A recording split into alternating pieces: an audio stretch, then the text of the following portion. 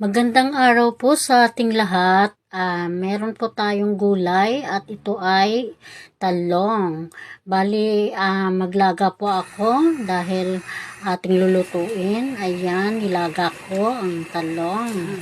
Ang talong na ito ay galing pang Bulacan. Preskong-presko po ito, mga langga ko. Ayan, kumukulo-kulo na at syempre, malambot kaya kinuha natin at ating tingnan isa-isa baka merong alaga o diba. Ngayon nagisa na ako at inuna ko ng bawang, sinod, sibuyas. Siyempre ayan, nag brown na yung bawang para lalabas talaga yung aroma niya.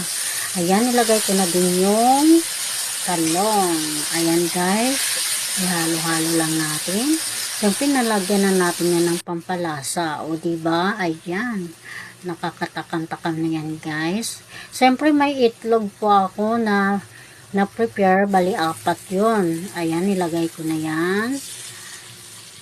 And then, ihalo-halo na uli. Para magpantay yung lasa niya.